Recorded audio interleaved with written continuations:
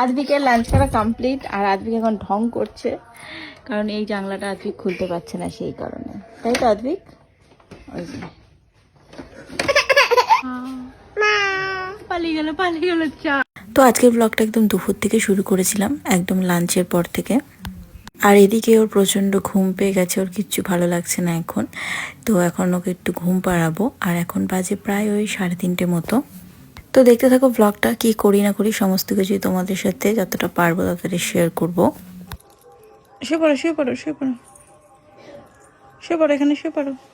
শুয়ে পড়ো। শুয়ে পড়ো ধূপ করে। ধূপ করে শুয়ে পড়েছে। ও বাবা, ওই বাবা, ওটার উপর পুরো উঠতে হবে, এর মধ্যে হিসু করলে কিন্তু একদম শেষ। ধূপ করে শুয়ে পড়েছে, এটার মধ্যে হিসু করবে না কিন্তু পাপাই। তো ঘুম তো পেয়েছেই, কিন্তু খেলার মুডে যেহেতু আছে সেই জন্য ঘুমাচ্ছে না। এখন একটু একটু করে বড় হচ্ছে, আর খেলাটা যেহেতু বুঝে গেছে সেই জন্য এখন খেলতেও খুব ভালোবাসে। তারপরে ও চলে গেছে একদম উঠে জাংলায় উঠে এই যে তুলসী পাতাগুলোকে এখন ছিঁড়ছে। যাই হোক, তারপরে ঘুম পাড়িয়ে দিয়েছিলাম। দেখতেই পাচ্ছ, চোখ মুখ দেখে বুঝতেই পারছো যে ঘুম থেকে উঠলো।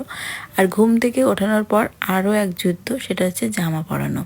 ও একদমই এই জামা কাপড়গুলো পরবে না, প্রচণ্ড পরিমাণে আমার সাথে যুদ্ধ করে। আর ওকে যুদ্ধ করানোর পরেই আমি জামা কাপড়গুলো পরাতে পারি। এদিকে দেখো, আমি ওকে জামা পরাচ্ছি আর ও কিন্তু বেয়ে বেয়ে আমার গায়ের মধ্যে উঠে যাচ্ছে। মানে ও কিছুতেই জামা কাপড়গুলো পরবে না। আর যেহেতু দেখেছে ফোনটা ক্যামেরাটা অন, সেই জন্য আরও বেশি দুষ্টুমি করছে, একদম ঠেলে ঠেলে গায়ের মধ্যে উঠে যাচ্ছে। তো অনেকটা যুদ্ধ করে তারপরে জামা কাপড়গুলো পরিয়ে দিয়ে ওকে এখন নিচে দিয়ে আসলাম। কারণ নিচে তো প্রচণ্ড ঠান্ডা, উপরের ঘরে খুব একটা ঠান্ডা নেই, কিন্তু নিচের ঘরে কিন্তু প্রচণ্ড ঠান্ডা। আর ও একদমই এখন কারো কোলে থাকতে চায় না, শুধু ও নিচে খেলতে চায়। সেই কারণে একদম ভালো করে জামা কাপড় পরিয়ে আর মোজাটাও পরিয়ে দিই। তারপরে এই যে বেডটা অগোছালো ছিল, সেটাকে একটু গুছিয়ে নিচ্ছিলাম। আর এই যে জামা কাপড়গুলো রয়েছে সেগুলো জায়গায় এখনও রাখা হয়নি। এখানে ওর সোয়েটারটাও আজকে ধোয়া হয়েছিল, সেটাও শুকিয়ে গেছে, কিন্তু রাখা আর হয়নি। তো একটু পরে সেইগুলো জায়গায় রেখে দেবো। তারপরে ভালো করে বিছনাটা ঝেড়ে নিলাম, রাতের বিছনাটাও একেবারে করে রেখে দিলাম।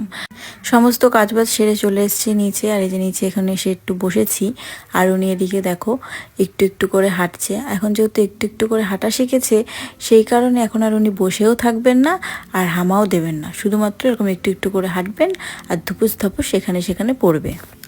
তারপরে অনেকটা টাইম পর আমি চলে এসেছিলাম উপরে। আর উপরে এসে এই জামা কাপড়গুলোকে গুছিয়ে রাখছিলাম, কিন্তু আমার ছেলে, আমি জামা কাপড় গোছাবো কি, ও গিয়ে সমস্ত কিছু টেনে টেনে আরও বেশি বেশি করে নিচে ফেলে দিচ্ছিল।